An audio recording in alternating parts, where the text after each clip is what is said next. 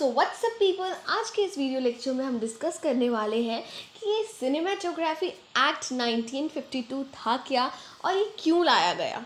तो बेसिकली ये इसलिए लाया गया था क्योंकि जैसे हम जो मूवीज़ देखते हैं, वेदर इट इज़ बॉलीवुड और हॉलीवुड और इन एनी अदर लैंग्वेज, तो वो इतनी ज़्यादा इन्फ्लुएंस कर जाती है, इतनी ज़्यादा कि उसको लोग ना कॉपी करने की सोचते हैं। तो इसलिए यहाँ पर कुछ गाइडलाइंस आई थी, कुछ टर्म्स एंड कंडीशन आया था इस एक्ट में, जिसमें ये बताया गया था कि जो मूवी बनाएगा, जैसे मूवी रिलीज़ होनी है तो वो किस गाइडलाइंस के साथ रिलीज़ होनी है। इसको अभी हम थोड़ा और डीपली पढ़ते हैं अंडरस्टैंड करने के लिए। तो इसके इंट्रोडक्शन में लिखा हुआ है, the Cinematograph act 1952 is a law that regulates the exhibition of films in India. इसके बिना जो मतलब इस एक्ट को मद्देनज़र रखते हुए जो भी हमारे डायरेक्टर्स, प्रोड्यूसर्स होते हैं, वो इस एक्ट को मद्देनज़र रखते हुए ही काम करते हैं। इसके अगेंस्ट कोई नहीं जाता। ये एक्ट इसलिए इंट्रोड्यूस हुआ था to ensure that the films are screened in a safe and regulated environment, कि ये जो फिल्म है ये इतनी सेफ़ है, इतनी रेगुलर इन्वायरमेंट है। इसका मतलब ये है कि जो बच्चे हैं वो भी ये फिल्म देख सकें अपने पेरेंट्स के साथ बैठकर। ये फिल्म ऐसी प्रोड्यूस होनी चाहिए। And to prevent the exhibition of films that are likely to offend public sensibilities और प्रमोट वायलेंस। ऐसी नहीं होनी चाहिए जो कि पब्लिक सेंसिबिलिटीज़ या कोई वायलेंस को प्रमोट करे। ठीक है, तो ये इंट्रोडक्शन में यही है कि सिनेमाटोग्राफ एक्ट में यही लिखा हुआ है कि जो फिल्म हम वो करेंगे, रिलीज़ करेंगे, उसमें एकदम इंश्योर कर दिया जाएगा कि इसमें कुछ भी वायलेंस का नहीं है। तभी जब भी कोई फिल्म रिलीज़ होती है और अगर हम न्यू फिल्म डाउनलोड करते हैं तो उसके स्टार्टिंग में वही सब लिखा आ जाता है कि इसमें पब्लिक वायलेंस भी नहीं है, इसमें ये नहीं है, इसमें ये नहीं है। अब फिल्म जिसने बनाई वो डायरेक्ट रिलीज़ नहीं हो जाती, तो उसके लिए क्या करते हैं वो हम आगे पढ़ते हैं।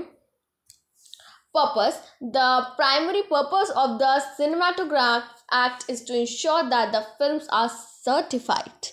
हाँ जी, तो फिल्म जो अगर बन गई तो वह सर्टिफाइड, वहाँ पर एक सर्टिफाइड होना ज़रूरी है उस फिल्म का। अब इस सर्टिफाइड कैसे होगी? CBFC. This certification process is carried out by the Central Board of Film Certification. वो CBFC के पास चेक होने जाएगी क्या फिल्म के नाम में या फिल्म के अंदर कुछ ऐसा तो नहीं है जो वायलेंस को प्रमोट कर रहा हो, या फिर और भी टर्म्स एंड कंडीशन होती है कि वो फॉरेन के लोग हैं उनको नीचे कर रहा हो या फिर हमें नीचे कर रहा हो। तो ये कुछ चीज़ें नज़र रखते हुए जो इक्वालिटी की जगह डिस्क्रिमिनेशन को बढ़ावा दे रहा हो। फॉर एग्ज़ाम्पल, प्लास्टिक जो है बैन, कहते हैं कि प्लास्टिक बैन है, लेकिन वहाँ पर उस फिल्म में ऐसा हो कि प्लास्टिक का बार बार यूज़ करा जा रहा हो। हम कहते हैं safe tree save water, but वो फिल्म में ऐसा कर रहे हैं कि वो खुद ही पेड़ पे पेड़ काटे जा रहे हैं जिससे पब्लिक इन्फ्लुएंस हो रही है। तो क्या कुछ ऐसा तो नहीं है? तो ये सब कुछ कौन देखता है? CBFC। उसके बाद जब वो देख लेता है कि ये फिल्म एकदम सही है, करेक्ट है, उसके बाद ही जाकर वो रिलीज़ होती है। तो इसके लिए सबसे पहले CBFE का सर्टिफाइड होना उस फिल्म के ऊपर बहुत ही ज़रूरी है। तो CBFC which is responsible for examining and certifying films according to the content. Next है CBSE का certification process. The CBSE examines film based on their content and assign them on 1 to 4 certification. अब वो उसको certification में ऐसा बताती है कि हाँ ये यूनिवर्सल है, ये सारे देख सकते हैं, ये यू है, ये पेरेंटल गाइडेंस के अंदर चिल्ड्रन देख सकते हैं अंडर 12। ठीक है, तो अंडर 12 तक बच्चे ये नहीं देख सकते। A adult only. S specialised audience, इसके लिए कुछ स्पेशलाइज्ड ऑडियंस ही है, बाकी कोई नहीं। तो ये जो है ये एक सर्टिफाइड कर देता है CBFC कि ये देख सकते हैं, इस एज ग्रुप के बच्चे ही देख सकते हैं और इतने पेरेंट्स देख सकते हैं, अडल्ट इतने देख सकते हैं। तो ये जो है ये CBSE सर्टिफाइड कर देता है, उसके बाद ही जाकर रिलीज़ होती है। अगर लिख देते हैं स्पेशलाइज्ड ऑडियंस तो हम तक नहीं आती। ठीक है, तो इसीलिए फिर उसके बाद जब CBFC बताता है कि नहीं ये रिलीज़ नहीं हो सकती क्योंकि इसके टाइटल में ये है। ठीक है, उसके बाद वो वापस टाइटल चेंज करते हैं, देन वापस CBFC में डालते हैं, फिर CBFC कहता है हाँ अब ठीक है, तब जाकर रिलीज़ होती है। फॉर एग्ज़ाम्पल अभी एक मूवी रिलीज़ हुई थी इन 2018 जिसका नाम है Padmaavat.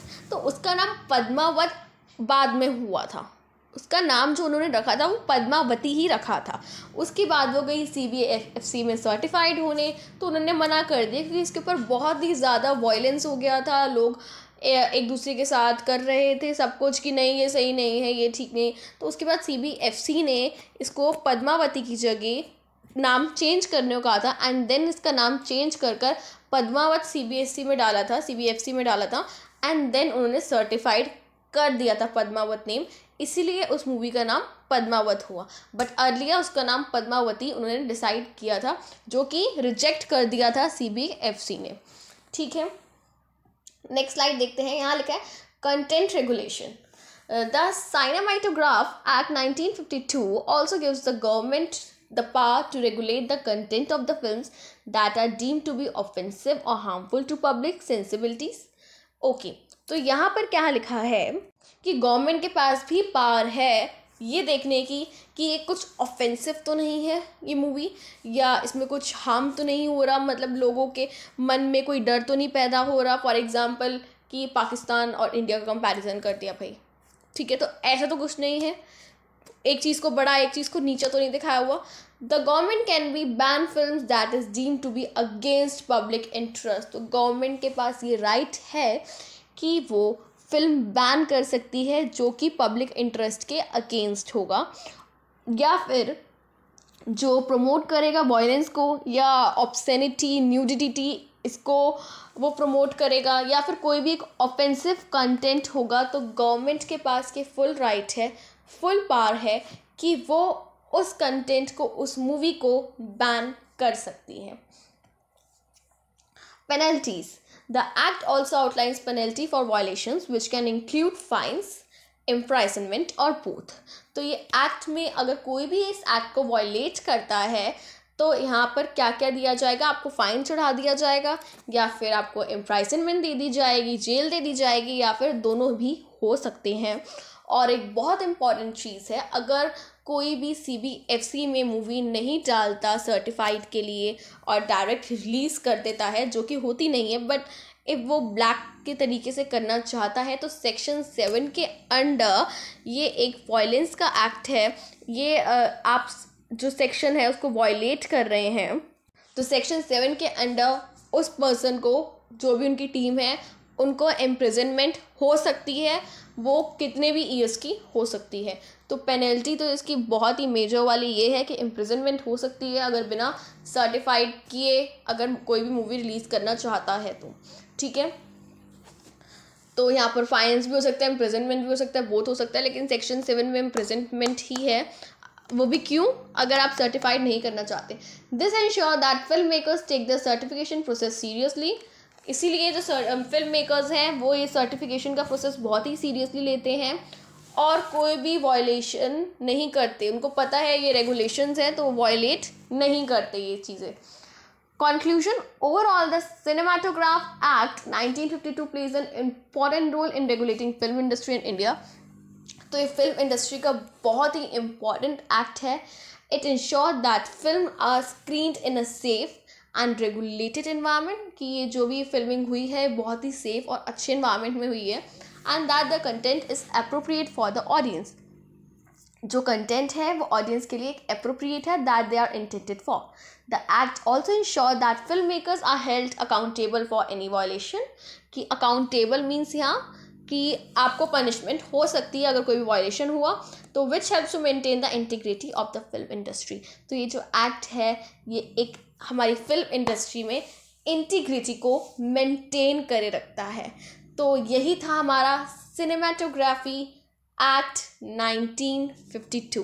So I hope you like the video and thank you. That's it for today's video.